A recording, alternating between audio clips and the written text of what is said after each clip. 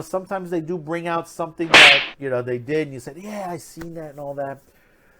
And there are things that, most people don't know about, but I'm going to bring you here, two films you should catch that basically, some people know it, some people don't. They both have great casts, great premises. Basically, the second one, we've seen sort of remakes, similar type films to it. The other one, really, Hollywood wants reboots and stuff like that, which, and again, I hate reboots.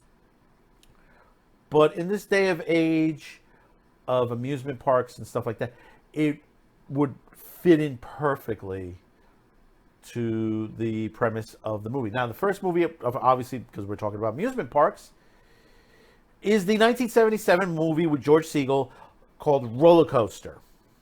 Now, Rollercoaster, it runs about 2 hours. It's a really good suspense thriller. They call it action crime drama, really. It's more of a thriller because, hey, listen, you're dealing with roller coasters. Roller coasters, it's a thrill. But the movie stars George Segal, Richard Whitmark, Timothy Bottoms, Henry Fonda, Susan Strasberg, and a very young, in one of her early career roles, Helen Hunt. That's right, folks. The very young Helen Hunt's in here, and this is when she was a little girl on there. She plays the daughter of George Segal in this movie. But it's a great cast. The main premise is that there is a guy played by Timothy Bottoms who's going around threatening amusement parks, holding them ransom. If they don't get paid out, he would cause an accident on their roller coasters, which, he would cause sort of a explosion on the tracks and would cause the coaster to go off. And there's one horrifying scene where a coaster just goes careening off. And George Segal plays an insurance investigator who's looking into this, and sort of gets twisted into this by the bomber, who sort of almost takes a liking in a way to him. So there's sort of like a back and forth to the situation. And one of the main things is that the park, Magic Mountain, was depicted in the movie. Now, for those roller coaster enthusiasts out there, besides the famous The Rocket and the wood coaster, the Rebel Air, this was one of the first times this coaster made its debut in this movie, which was the Great American Revolution. And Magic Mountain was proud to put this in the movie. And it was, one of the most craziest coasters at that time period. I mean, you have to, when you look at it, you're like, it's okay. But if you think of that time period in the 70s, to have a roller coaster of this nature compared to the old wood roller coasters at the time, it was ahead of its, it was another Space Mountain type situation. You had Space Mountain, you had a couple others, and this was an outdoor turns, curves. It was amazing. If you've not seen this, the last half hour of the movie is just phenomenal to see on there. And there were many other amusement parks used, King's Dominion and many others on there. There was a story that basically originally Kennywood Amusement Park in Pittsburgh was supposed to be the main feature, but then when the owner read the script of the movie, he was like, no. He didn't want his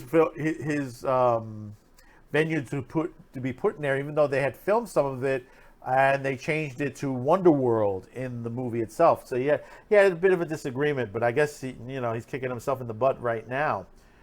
Other people that were in the movie, believe it or not, there was some other people that showed up. Craig Watson, Steve Guttenberg were also in this movie, in this film, in their earliest roles on there. This particular film used about 3,000 extras. And the funny part is, if you look at this carefully, the finale of this movie was supposed to take place on 4th of July. But if you look carefully, it was actually looked more wintry. I mean, it's not like snow was falling, but you could tell by looking around that when they filmed it more toward later in the fall winter season. Now, one of the major things about this movie was two things. One, they had to tone down the movie or would have gotten an R rating. Now, this movie got PG. It would be considered PG-13 today. But basically, the way when the coasters crashed, there's like a horrifying scene when the roller coaster flies off there, as I said before. They kind of toned it down.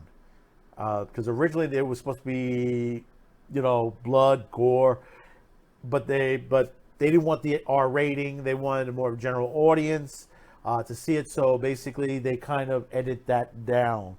I mean, if those are still on the cutting room floor somewhere, maybe they should put it back in. That would be interesting if they would ever do something of that nature. The other part of this was the time that. And this is before THX. There was something called Sense Surround, which basically when you went to go see this in the movie theater, they used a low frequency bass speaker. And when you went to go see this movie, basically you felt it. You felt the things around. You felt the roller coaster go by, because of the vibration of the bass on there. And there were not too many films that used this technology. There was only really 3 other movies in this time period. One was Earthquake, which was a great film also. The other one is Midway, a great war film. And the last, you probably know this one, the original 1978 Battlestar Galactica. I went to see Battlestar Galactica in the theater because they had a theatrical version of it, and I went to see it because it was advertised with this sensor surround system, and it was amazing. It was pretty loud. And like I said, this is pre-THX. It's like a decade or so before THX was ever invented. It was about almost 2 decades before you would see something of this nature. But that, like I said, this happens to be a great role with George Segal. It's really well done for its time period. Some people call it cheesy and stuff like that.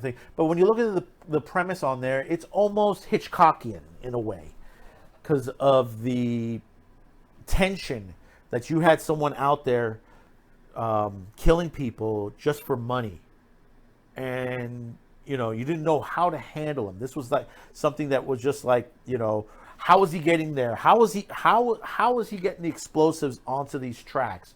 What's the reason why behind this and everything like that? Well, you got to go out and get yourself a copy of this. You can get it on DVD. It's inexpensive on there. It's still available.